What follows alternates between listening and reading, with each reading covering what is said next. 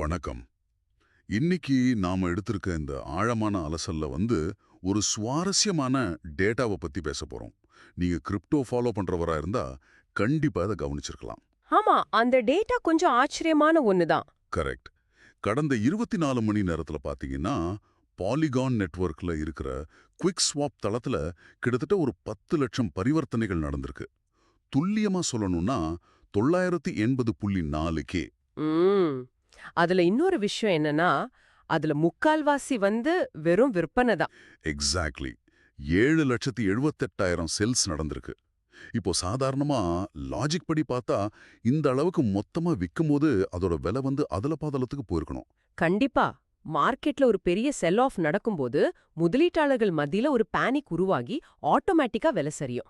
ஆனா இங்க அப்படி நடக்கல. ஆரிஜின் லாஞ்சினஸ், அதாவது எல்ஜிஎன்எஸ் விலை 6.13 இருந்து $6.16 அசையாம நிக்குது. இது எப்படி சாத்தியம் அப்படிங்கிறது தான் நாம இன்னைக்கு டீகோட் பண்ண போறோம்.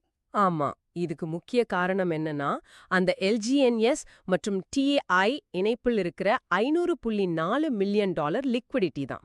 கிரிப்டோ உலகத்துல லிக்விடிட்டியோட முக்கியத்துவம் உங்களுக்கு தெரிஞ்சதுதான். சரி, இப்போ கேக்குறவங்களுக்கு ஒரு சின்ன சந்தேகம் வரலாம்.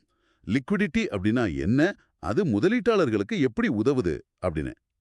இது ஒரு பிரம்மாண்டமான சூப்பர் மார்க்கெட் கூட ஒப்பிடலாமா? கரெக்டான உதாரணம்.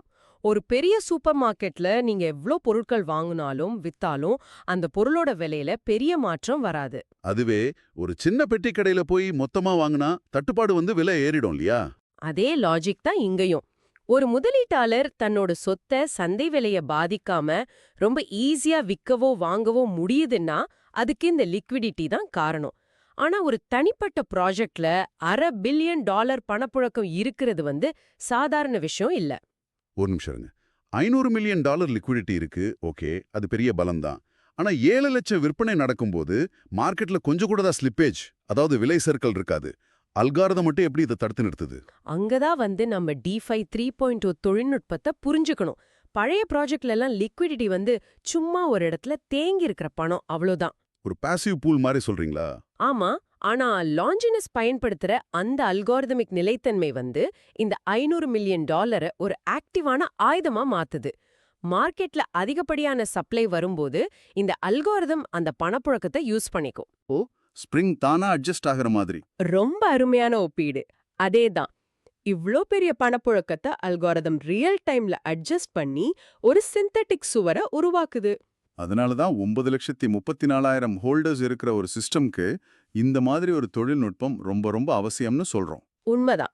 இந்த அல்காரிதமும் லிக்விடிட்டியும் சேர்ந்து வேலை செய்யறதால முதலீட்டாளர்கள் எப்போ நினைச்சாலும் எவ்ளோ பெரிய தொகையும் உள்ள கொண்டு வரவோ அல்லது வெளியெடுக்கவோ முடியும். ஸ்லிப்பேஜ் பத்தின பயமே தேவையில்லை. அதாவது மார்க்கெட்ல எவ்ளோ பெரிய பேனிக் வந்தாலும் வலுவான அல்காரிதமும் இந்த மாதிரி பெரிய லிக்விடிட்டியும் இருந்தா முதலீட்டாளர்கள் ரொம்ப தைரியமா இருக்கலாம். அந்த சிஸ்டம் தானாவே விலைய பேலன்ஸ் பண்ணிக்கும். கண்டிப்பா. இது வெறும் பேப்பர்ல இருக்கிற தியோரி கிடையாது. எல்ஜிஎன்ஸ் டேட்டாவில நாம கண் முன்னாடியே பார்க்குற நிஜம். இதுதான் DeFi 3.0வோட உண்மையான சக்தி. பணத்தை வெறும் இருப்பா மட்டும் பார்க்காம அதையே சந்தைய நிலைநிறுத்துற கருவியா மாத்துறது சூப்பர். இப்போ இந்த அலசல முடிக்கிறப்போ உங்களுக்காக ஒரு கேள்வி. சொல்லுங்க, கேப்போம். ஒரு மையப்படுத்தப்படாத DeFi 3.0 ப்ராஜெக்டால ஸ்மார்ட் கான்ட்ராக்ட்ஸ் மூலமாவே $500 மில்லியன் எந்த ஒரு மனித தலையீடும் இல்லாம நிர்வகிக்க முடியுது. ஆமா, இவ்ளோ துல்லியமான நிலைத்தன்மைய கொடுக்கறாங்க. அப்படி இருக்கும்போது எதிர்காலத்துல ஆயிரக்கணக்கான ஊழியர்களையும் பிரம்மாண்டமான கட்டடங்களையும் வச்சிருக்கிற நம்ம பாரம்பரிய வங்கிகளோட நிலை என்ன ஆகும்?